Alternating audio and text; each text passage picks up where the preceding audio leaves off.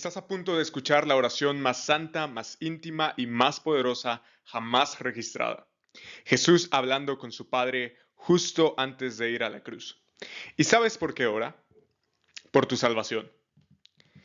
Este es el corazón del Evangelio, un hijo glorificando al Padre y pidiendo vida eterna para los pecadores. Y gracias a que los discípulos pudieron escuchar esta oración, sabemos lo que Jesús piensa de nosotros y lo que ahora ora por nosotros. No te distraigas en este video, porque este es el Evangelio, en palabras de Cristo. Pero antes de comenzar, quiero hacerte una pregunta.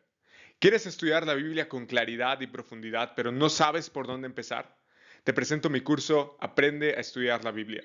En pocas lecciones vas a descubrir una forma clara, práctica y bíblica de estudiar las Escrituras por ti mismo, sin depender de otros.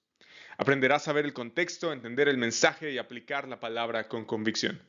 Haz clic en el enlace que está en la descripción y comienza hoy. No necesitas ser un experto, solo necesitas empezar. La hora señalada de Jesús finalmente había llegado. Muy pronto orará con dolores de parto por su cruz inminente, pero ahora intercede con alegría por sus amados discípulos. Y ninguna fiesta terrenal se compara siquiera remotamente con el alimento que recibimos en la oración sacerdotal de Jesús. Este pasaje de Juan 17 es llamado así, la oración sacerdotal de Jesús. Y pensemos en por qué se llama la oración sacerdotal. Bueno, porque Jesús está a punto de ofrecerse a sí mismo por los pecados del mundo, como un sacerdote. Pero a diferencia de un sumo sacerdote de Israel, Jesús no tuvo que ofrecer sacrificio por sus propios pecados al presentarse ante el Padre. Los sumos sacerdotes primero ofrecían por sus propios pecados y después por los pecados del pueblo. Siendo este el día de la Pascua, la noche en la que acontece todo esto, o el día en el que acontece todo esto, este sumo sacerdote se convertirá en el sacrificio de los pecados del pueblo una vez para siempre. Y el sacrificio es él mismo. Jesús es tanto el sacerdote como el sacrificio. Definitivamente no hay amor más grande que este. Porque también el Mesías murió, dice Pedro, por los pecados una sola vez, el justo por los injustos, para llevarnos a Dios, muerto en la carne, pero vivificado en el Espíritu. Y como te decía, esta es una entrega de amor superlativa. No hay nada como este amor, porque nadie tiene un amor mayor que este, que uno dé su vida por sus amigos. En el versículo 14 de Juan 15, Jesús dijo, y ustedes son mis amigos si hacen lo que yo les mando. Y piensa, nosotros éramos débiles y a su tiempo Cristo murió por los impíos, por nosotros. Y Pablo reflexiona en estas cosas y dice, bueno, difícilmente habrá alguien que muera por un justo, aunque tal vez alguno se atreva a morir por el bueno, pero Dios demuestra su amor para con nosotros, quienes los impíos, los débiles, en que siendo aún pecadores, Cristo murió por nosotros. El perfecto, intachable, santo Cordero de Dios murió por nosotros. Entonces, mucho más, habiendo sido ahora justificados por su sangre, es decir, puestos en una relación correcta con Dios, seremos salvos de la ira de Dios a causa de nuestros pecados por medio de Él, por medio de Cristo. Porque si cuando éramos enemigos fuimos reconciliados con Dios por la muerte de su Hijo, mucho más, habiendo sido reconciliados, seremos salvos por su vida. Y todo esto no fue por obligación. Jesús no tenía que hacer nada. Jesús lo hizo por amor, claro, en obediencia al Padre, pero finalmente por amor. Jesús, quien es el autor y consumador de nuestra fe, quien por el gozo puesto delante de él soportó la cruz, despreció la vergüenza y se sentó a la diestra del trono de Dios. Pero fíjate, por el gozo puesto delante de él soportó la cruz. ¿Qué gozo? ¿El de estar sentado a la diestra del trono de Dios? Sí, es posible. Pero el de verte a ti, a mí, a su creación redimida. Ese es el gozo que tenía. Jesús sabía por quién iba a morir y para qué iba a morir. Entonces, el gozo que se presentaba ante Jesús al prepararse para soportar la cruz, incluía al menos dos cosas. Número uno, que Jesús anhelaba regresar al Padre, disfrutar de la vida que compartió con Él antes de que el mundo existiera. Pero también sentía un gran gozo al anticipar eso, la salvación. ¿Y por qué decimos esto? Bueno, porque en el Antiguo Testamento vemos continuamente cómo Dios se deleita en su pueblo y se regocija por su pueblo como un esposo por su esposa. Por ejemplo, Isaías 62:5, porque como el joven se desposa con una virgen, se desposarán contigo tus hijos, y como se regocija el esposo por la esposa, tu Dios se regocijará por ti. Sofonías 3:17. Yahweh Dios está en medio de ti, guerrero victorioso, se gozará en ti con alegría, en su amor guardará silencio, se regocijará por ti con cantos de júbilo. Y Pablo aplica este tipo de lenguaje para decir que el matrimonio, en Efesios 5, el matrimonio es una viva imagen de lo que pasa con Cristo y la iglesia. Uh, Cristo es cabeza de la iglesia, siendo él mismo el salvador del cuerpo. La iglesia está sujeta a Cristo. Cristo amó a la iglesia, se dio mismo por ella para santificarla, habiendo purificado por el lavamiento del agua con la palabra, a fin de presentársela a sí mismo, una iglesia en toda su gloria, sin que tenga mancha, ni arruga, ni cosa semejante, sino que fuera santa e inmaculada. Cristo amó a la iglesia y la sustenta, la cuida, porque somos miembros de su propio cuerpo, de tal manera que el hecho de que el hombre deje a su padre y a su madre y se una a su mujer y los dos sean una sola carne es en referencia a Cristo y a la iglesia. Es decir, Jesús nos considera como una especie de regalo de amor del Padre. Juan 17:6, he manifestado tu nombre a los hombres que del mundo me diste. Está hablando Jesús al Padre. Eran tuyos y me los diste y han guardado tu palabra. Entonces Jesús nos atesora y cuida con un cariño como un novio atesora a su novia, y como veíamos en el pasaje de Efesios, eso es en realidad lo que somos.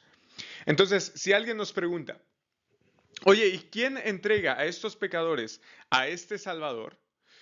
El Padre responde con entusiasmo, yo lo hago. La elección es es como una especie de matrimonio arreglado. Y el matrimonio arreglado más maravilloso que se pueda imaginar. Dios mismo entregando a su Hijo, a su pueblo, para que sean uno. Entonces, como ya somos amados por Jesús, Él ora por un aumento en nuestra alegría. Pero ahora voy a ti y hablo esto en el mundo para que tengan mi gozo completo en sí mismos. Pero esta alegría, por supuesto, llena nuestro corazón y el corazón de Jesús, pero también ora por nuestra protección en el mundo. Yo les he dado tu palabra y el mundo los ha odiado porque no son del mundo como yo tampoco soy del mundo. Ora por nuestra protección en el mundo porque es un campo de batalla que también es nuestro campo de misión. No te ruego que los saques del mundo, sino que los guardes del maligno. Ahora, fíjate que Jesús no ora para que no suframos, sino para que seamos protegidos del maligno, nuestro enemigo derrotado que constantemente busca sabotear nuestra adoración y obra en el mundo. Y recordemos, Jesús nos prometió aflicción, Jesús nos prometió que seríamos odiados por el mundo. Pero debemos recordar las palabras de Pablo en Filipenses 1, porque a ustedes se les ha concedido por amor de Él, no solo el creer en Él, sino también el sufrir por Él, sufrir por Cristo. Esto es lo que se nos ha concedido, lo mismo que el creer. Jesús también ora por nuestra santificación mediante la verdad de las palabras del Padre. Santifícalos en la verdad. Tu palabra es verdad. Ahora, las palabras del Padre siempre nos guiarán hacia Jesús. ¿Por qué? Porque Jesús es nuestra sabiduría, nuestra justificación, santificación, nuestra redención. Entonces, la misma gracia que nos justifica, es decir, que nos pone en una correcta relación con Dios, es la gracia que nos santifica, es decir, que nos conforma cada vez más a la imagen del Hijo. Y todos los beneficios de la salvación provienen de esta unión con Jesús, el estar en Cristo Jesús. Jesús ahora amplía su oración para incluir a quienes no es que ore por aquellos quienes podrían creer, sino fíjate, Jesús ora, pero no ruego solo por esto, sino también por los que podrían creer. No, eso no es lo que dice, han de creer. Es una certeza, han de creer en mí por la palabra de ellos. La gran comisión no es solo una tarea que debemos cumplir, es la promesa de Dios de que los que han de creer verdaderamente han de ser salvos por nuestra predicación. Tenemos el privilegio de vivir como personajes de la historia de la redención de Dios y también como proclamadores de esa historia. Pero es importante, nunca debemos olvidar que esa es la historia de Dios. Luego Jesús ora por la unidad, para que todos sean uno, como tú, oh Padre, estás en mí y yo en ti, que también ellos estén en nosotros, para que el mundo crea que tú me enviaste. La gloria que me diste les he dado para que sean uno, así como nosotros somos uno, así como nosotros somos uno. Yo en ellos y tú en mí, para que sean perfeccionados en unidad, para que el mundo sepa que tú me enviaste y que los amaste tal como me has amado a mí. Jesús ora por unidad, pero no por uniformidad.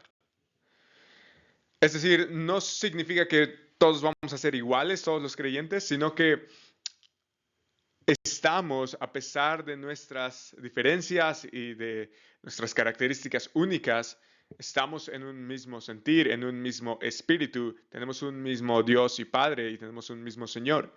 Y Dios es alabado y el mundo, de hecho, lo nota, el mundo sabe que Jesús es el enviado de Dios por medio de la iglesia, cuando los cristianos demuestran una unidad dada por el Espíritu, una unidad que de hecho debemos anhelar mantener.